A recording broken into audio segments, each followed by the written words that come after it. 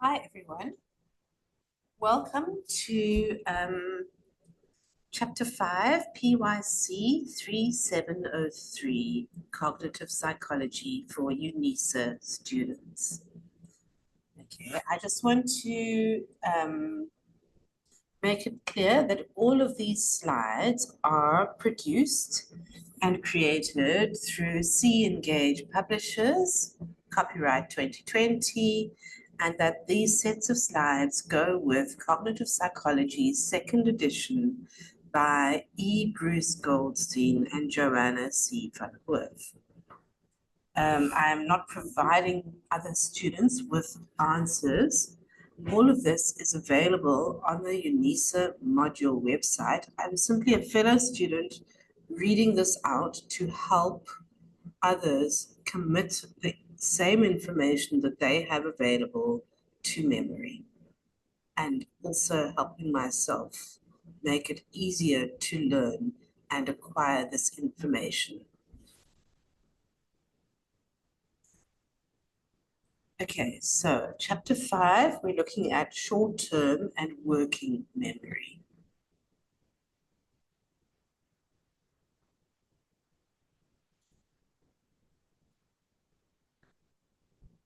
What is memory? Memory is a process. It is a process of retaining, retrieving, and using information about stimuli, images, events, ideas, and skills after the original information is no longer present. Memory can be said to be active anytime some past experience has an impact on how you think or behave now or in the future. So that's interesting. It implies that not all memory is fully conscious.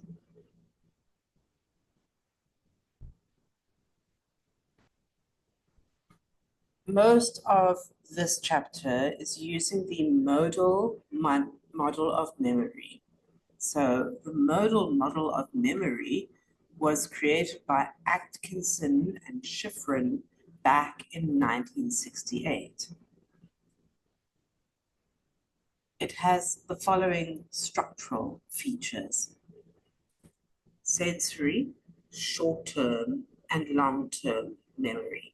So you get input, which goes into sensory memory. This then leads to short-term memory, which you either use immediately for output and then promptly forget again, or you rehearse, which is a control process, and move it to long-term memory. So for example,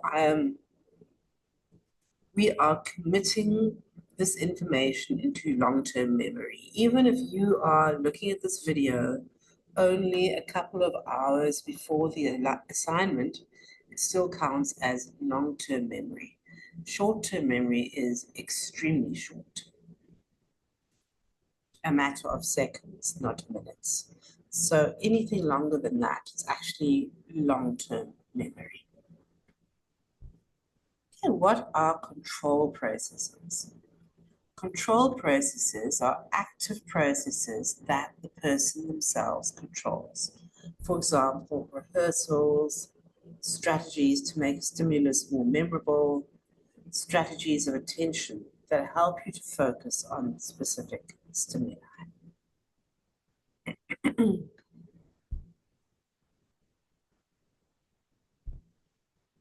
Okay, let's look at sensory memory. What is sensory memory? Sensory memory is the retention for brief periods of time of the effects of sensory stimulation. This information decays very quickly. One example of sensory memory is the persistence of vision. So, for example, if you see a light moving quickly in a dark space, you'll see it as a line. You've retained the perception of light.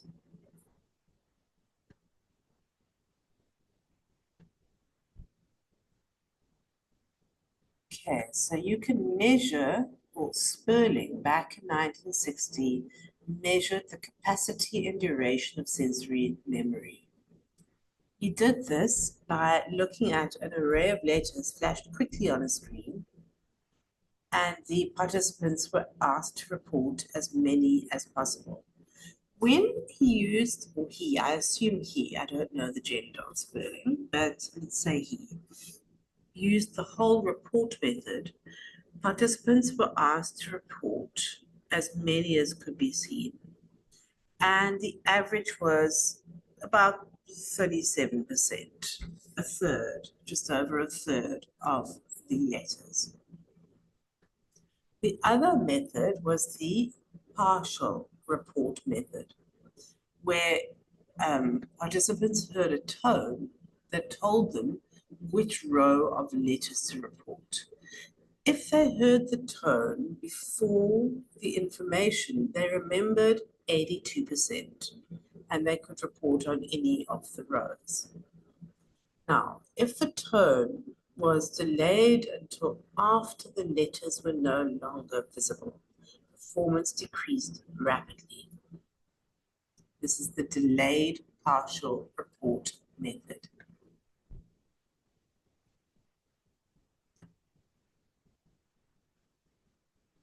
So, iconic memory, the sensory memory in the modal model, decays very rapidly.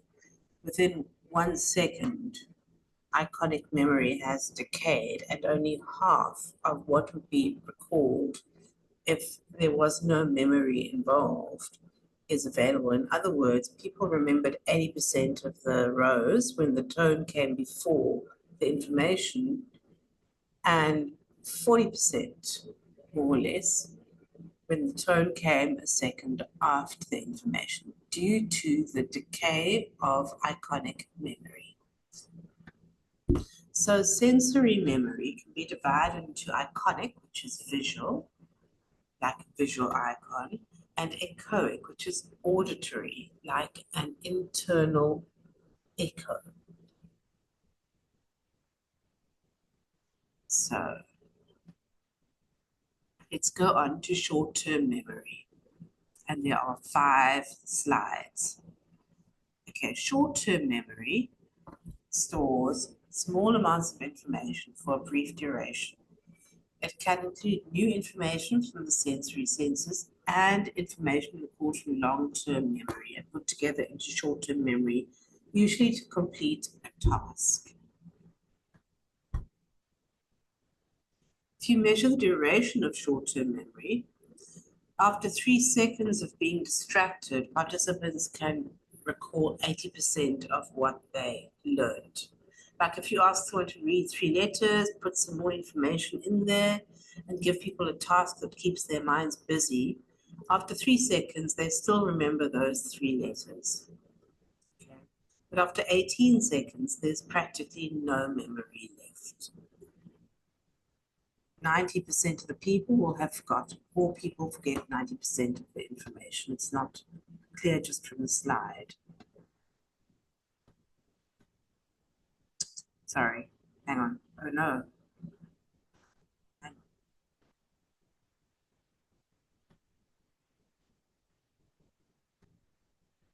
All right. Okay, so how much information can the short-term memory hold at once? Okay, in terms of if there's digits like numbers, people can normally remember 5 to 8 items for 15 to 20 seconds or less. Now, it's possible for people to work with short-term memory much more efficiently if they combine chunks of information into larger units. So if you remember 111, 222, for example, now you can remember more information. By putting the information together into chunks, you increase your capacity for short-term memory. So for example, Erickson and co-workers in 1980, They trained a college student with an average memory, could remember initially 7 digits. After extensive training, the student could put 79 digits into short-term memory using mnemonic aids. In other words, this person could learn to create an exceptionally amazing short-term memory by chunking information into meaningful units. In 2004, Alvarez and Kavanaugh looked at memory capacity as the amount of information rather than the number of items. They used colored squares as well as complex objects and the change detection procedure. In other words, change detection procedure means that the participant was asked to recall change. The lower the information, the more number of objects that could be recalled. So simple squares, students or experimental subjects could recall most of the information. Complex information, like cubes, they could recall only about a third of the information. Okay, now we're moving on to working memory. Baddeley and Ch, 1974. What is working memory? Working memory is a limited capacity system for temporary storage and manipulation of information for complex tasks such as comprehension, learning, and reasoning. So it's different to short-term memory. Short-term memory holds information for a brief period of time. Working memory is used for remembering what you are doing when you are thinking through a complex problem and manipulating information. So here's Baddeley's working memory model. Initially, they put in 3 components: the phonological loop, the visuospatial sketchpad, and the central executive. Phonological loop processes spoken and heard information, verbal and auditory. Phoneme, phonological. Okay, the visuospatial sketchpad processes visual and spatial information. So working memory is set up to process different types of information simultaneously. And it gets overwhelmed when you are presenting too much similar information at the same time. It stops working properly. So there are 2 components: the phonological store, which holds information for a few seconds, auditory and verbal. The articulatory rehearsal process is responsible for rehearsal that keeps information in the phonological loop from decaying. Letters or words that sound similar are easily confused in the phonological similarity effect. This can be used as a mnemonic tool. If you remember one word as another, it's easier to remember. Word length effect. Longer words are more difficult to remember, and it takes longer to rehearse them and to produce them during recall, which is why always simplify your notes. Articulatory suppression.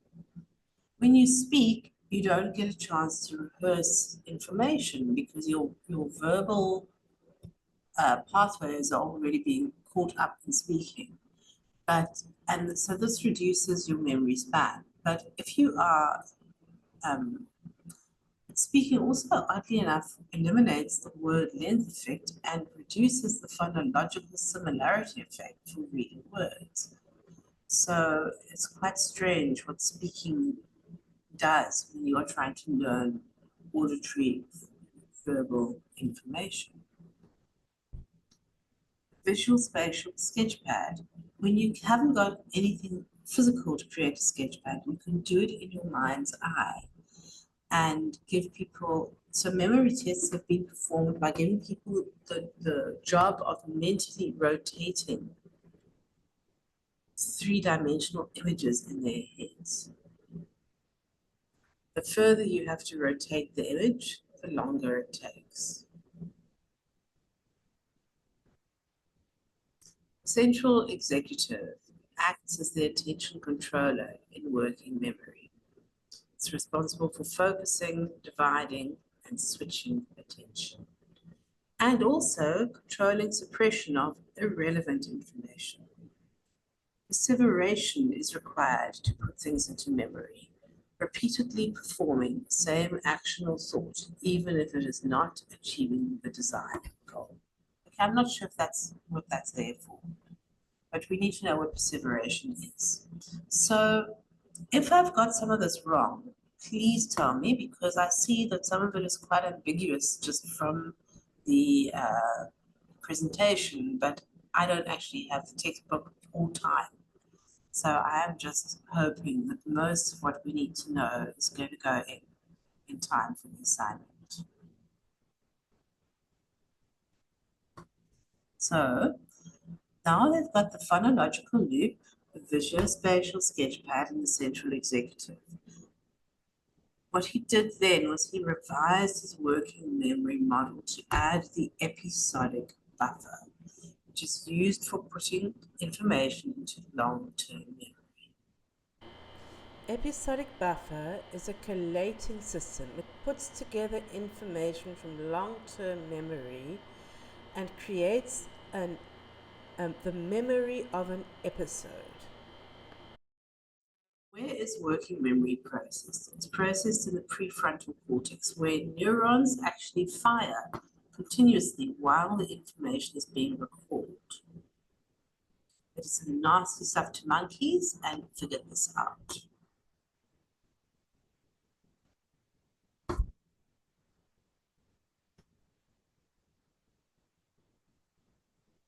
When the neurons stop firing, working memory has come to an end. So it takes effort, and you can actually intuit that if you think about what it's like to remember something that you need to work with to solve a problem, or like if you're reading a multiple choice, to access all the different things that you need to think through to answer it correctly.